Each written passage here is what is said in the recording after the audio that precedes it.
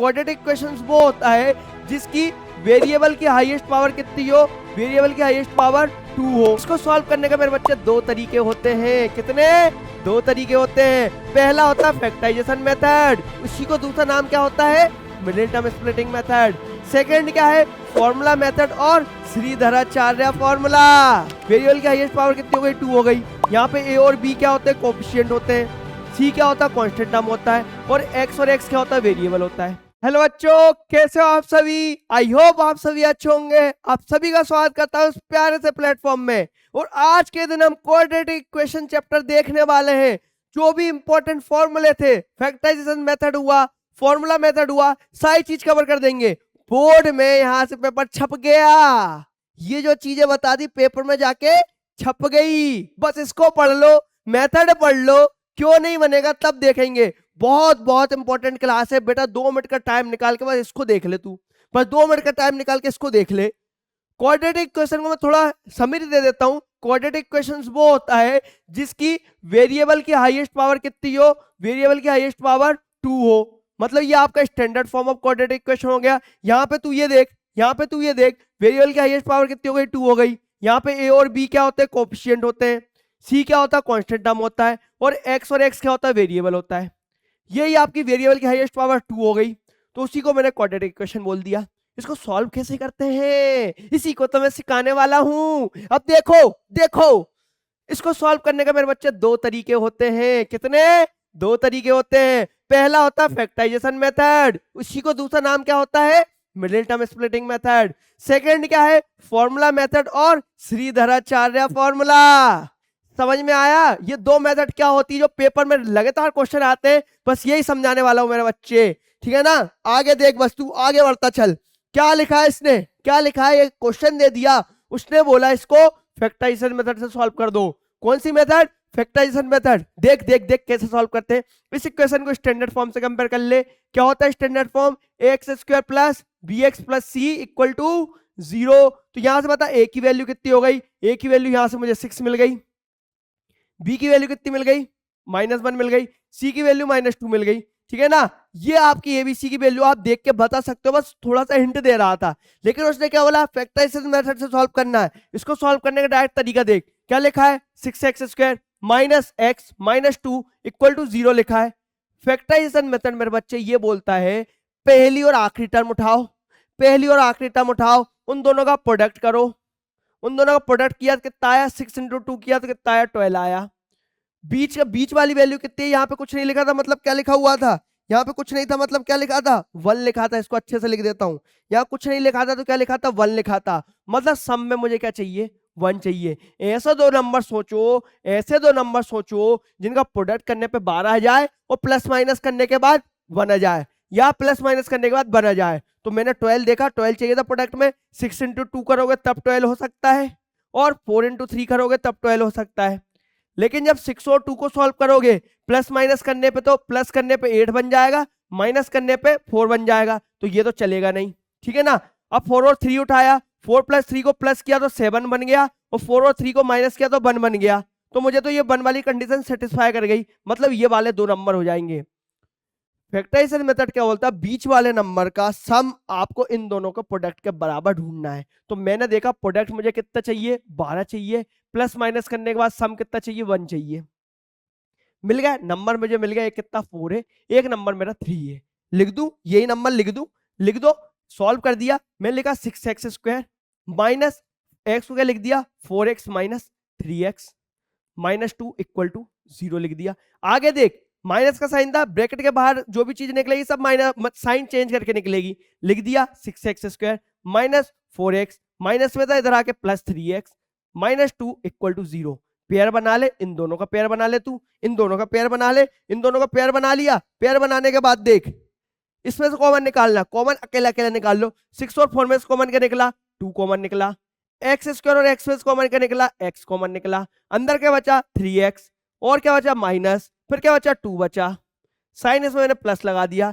3 और 2 में से कॉमन कुछ नहीं निकला, 1 निकला। यहाँ x था, यहाँ x नहीं था, मतलब 1 ही कॉमन निकलेगा। अंदर क्या बचा? 3x माइनस 2, और बचा क्या? 0। इन दोनों में से, इसमें से और इसमें से कॉमन क्या निकलेगा? इस दोनों में से कॉमन क्या निकलेगा? ये देख, क्या कॉमन निकला? 3x माइनस 2, और बची वैल्यू क्या 2x plus 1 equal to 0।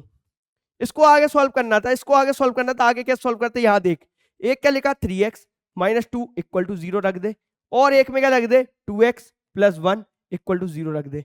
Minus 2 को उधर पे जाएगा, प्लस में हो जाएगा 3x इज इक्वल टू 2, और x की वैल्यू मल्टीप्लाई में उधर जाके डिवाइड में हो गई। इसको सॉल्व करेगा 2x प्लस उधर क्या कैसे हो जाएगा -1, x की वैल्यू कैसे हो जाएगी -1/2। तो बेटा यही तो मेरी फैक्टराइजेशन मेथड थी, यही तो मेरी मिडिल टर्म स्प्लिटिंग मेथड थी। इसमें कुछ नहीं करना था, शुरू के और आखिरी चीज को उठा के प्रोडक्ट करना था, और बीच में सम में आपका आंसर आना चाहिए जो लिखा हो। तो मैंने क्या किया, 6 और 2 का प्रोडक्ट किया, 12 निकला, बीच में मुझे 1 चाहिए था, तो मुझे पता चल गया एक नंबर 4 है, एक नंबर 3 है। समझ में आया? एक क्वेश्चन और कर दे फट से कर दे एक क्वेश्चन और। ये क्वेश्चन दिया था, क्या दिया था, 2x² plus x minus 6 is equal to 0 दिया था। इसको जल्दी सॉल्व कर दे, इसको जल्दी सॉल्व कर दे। सेम क्वेश्चन था, ये भी सेम क्वेश्चन था, लेकिन आंसर अलग आएगा। 2 और 6 था, 2 और 6 था, प्रोडक्ट करने पर मुझे कितना चाहिए 12 चाहिए, सम करने पर आंसर कितना आना चाहिए 1 आना चाहिए। प्रोडक्ट करने के लिए मुझे क्या चाहिए 12 चाहिए, सम के लिए मेरा आंसर कितना आना चाहिए था 1 आना चाहिए था। देख लो इसको, मैं लिख दिया 2x² प्लस नंबर तो मुझे पता चल गया ना 4 और 3, पिछली कंडीशन में भी तो यही था, क्या लिख दिया 4x minus 3x minus 6 is equal to 0। इन दोनों में से कॉमन निकाल, इन दोनों में से कॉमन निकाल। मैंने इस x को तोड़ के लिख दिया, इस x को तोड़ के लिख दिया, कॉमन निकाल ले। मैंने निकाला 2x कॉमन निकाला, बचा क्या, यहां से 2 निकला कॉमन, इन दोनों में से 2 निकल गया, x² x में से x निकल गया, अंदर क्या बचा x प्लस 2 बचा। यहां से माइनस निकाला, इस 3 और इस 6 में से कॉमन 3 है, यहाँ x और x नहीं था मतलब 1 था, अंदर क्या बचेगा 3x, अंदर क्या बचेगा 3x, अपना 3 कॉमन निकाल लिया ना, 3x क्यों बचेगा, अंदर 3 कॉमन निकाली, x बचेगा प्लस 2 बचेगा इज इक्वल टू 0। मैंने क्या बोला, सेम क्वेश्चन था, इसमें क्या करना था, पहले और आखिरी का प्रोडक्ट किया, कितना आया 12 आया, और बीच में सम क्या चाहिए था 1 चाहिए था। मुझे पता चल गया एक नंबर मेरा 4 है, एक नंबर 3 है, तो मैंने 4 और 3 को अरेंज करके तो 4x और 3x लिखा, 4 में से 3x माइनस करोगे तो x आएगा, वही लिखा। इन दोनों में से कॉमन निकाला, इन दोनों में से कॉमन निकाला। अब देखो जो ब्रैकेट वाली चीज थी वो मैंने बाहर लिख दी, और बची वैल्यू मैंने अंदर लिख दी 2x माइनस 3 इक्वल टू में 0। अब दोनों को इक्वल टू 0 पुट कर दो, x प्लस 2 इक्वल टू 0 और 2x माइनस 3 इक्वल टू 0। तो x की वैल्यू कितने जाएगी, प्लस 2 उधर जाएगा, कैसे हो जाएगा -2 हो जाएगा, और -3 उधर जाके प्लस हो जाएगा, 2x इज इक्वल टू 3, और 2 नीचे आ जाएगा, x इज इक्वल टू 3/2। तो बेटा यही दोनों तो मेरे क्या है, यही दोनों तो मेरे रूट्स हैं किसके, क्वाड्रेटिक इक्वेशन के।